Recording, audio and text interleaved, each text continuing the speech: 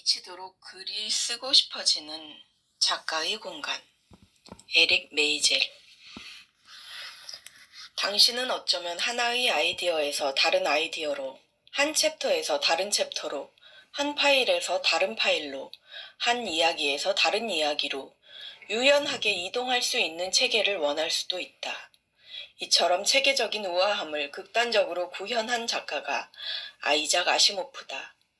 아이작 아시모프는 자신이 500여 권에 달하는 책을 쓸 수 있었던 이유로 자신이 작업실을 꾸민 방식을 꼽았다.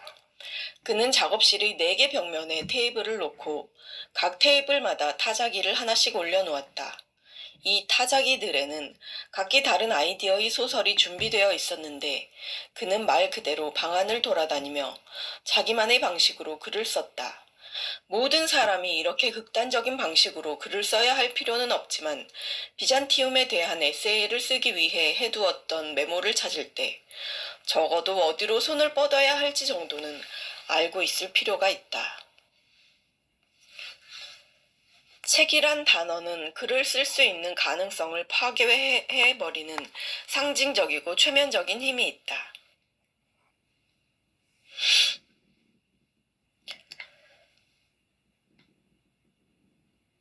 사실 그녀가 쓸 건 책이 아니라 원고, 그것도 초고일 뿐이다. 책은 수많은 시행착오를 거친 후에야 나온다. 아주 한참 후에 나올 수도 있다. 그녀가 써야 할 책이란 없다. 써야 할 초고가 있을 뿐. 문제는 노력이지 탁월함이 아니다. 집의 어느 곳이 나만의 글쓰기 공간이 될 것인가. 지금 일어나서 집을 한번 둘러보길 바란다. 그리고 적당한 모든 공간에서, 그리고 적당하지 않을 것 같은 공간에서도 글을 써라. 만약 의도한 대로 인생을 살게 된다면 아마 앞으로 당신은 수천 번 이상 글쓰기 공간에 들어가게 될 것이다.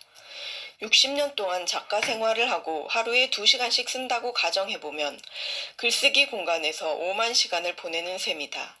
물론 그 중에 일정 시간은 무의미하게 보내거나 낭비할 수도 있다. 때로 몇 시간은 우울해서 아무것도 못할 수도 있다. 하지만 그중 일부 시간은 형편없는 글일지언정 반드시 글을 쓰라.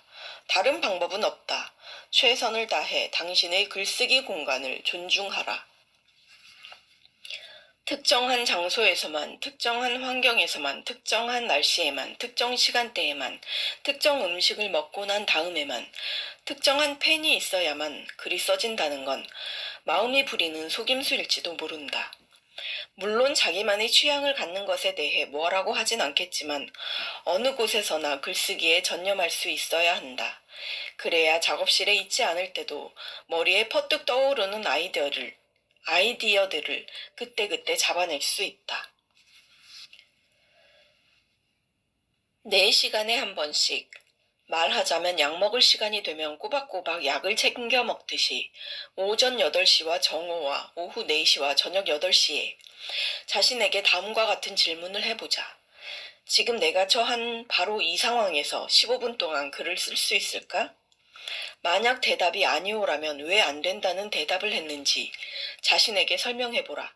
만약 대답이 그렇다이긴 한데 글쓰기를 시작하고 있지 않다면 왜 글을 쓸 수 있는데도 쓰고 있지 않은지 물어야 한다. 대답이 그렇다이고 글을 쓰고 있다면 스스로에게 솔직히 물어보자. 만약 이런 식의 실험을 하지 않았다면 내가 정말 이 시간에 글을 쓰고 있었을까? 의무적 글쓰기를 하루에 한 번만 하기보다는 여러 번으로 나누어 해보자. 하루에 한 번이 아니라 그 이상 글을 쓰는 것이 아무래도 더 낫지 않을까? 하루 종일 집에 있는 날을 고르라. 그 하루에 4번 글을 써라. 하루 4번 꼬박꼬박 약을 챙겨 먹듯이. 이 4번의 글쓰기 시간에 4번 글을 써라. 혹은 더 자주 써도 좋다. 글을 완성하지 못한 당신을 용서하고 규칙적으로 글을 쓰는 일을 앞으로 조금 더 잘할 거라고 다짐하라. 어쩌면 창작은 벼랑 끝에서 한 발짝을 뗀 다음 눈을 딱 감고 뛰어내리는 것에 가깝다. 흥미로운 소설, 극본, 시, 책을 쓰고자 하는 작가가 기억해야만 할 점은 자신의 마음을 병따개처럼 쉽게 이용할 수 없고 자신의 자아를 외투처럼 쉽게 벗어버릴 수 없다는 사실이다. 작가는 이동해야 한다. 보이시에서 뉴욕으로, 융학파에서 프로이트 학파로, 한 워크숍에서 다른 워크숍으로 이동하라는 게 아니다. 작가는 현재의 존재 방식에서 완전히 다른 공간, 즉 창작에 적합한 내면의 공간으로 이동해야 한다. 그 내면의 공간은 어떻게 생겼을까? 어떻게 하면 그곳으로 가고 그곳에 머물 수 있을까? 우리가 궁금한 건 바로 이것이다. 창작에 적합한 내면의 공간을 마련하기 위해서는 가장 먼저 일상적 자아를 벗어버려야 한다.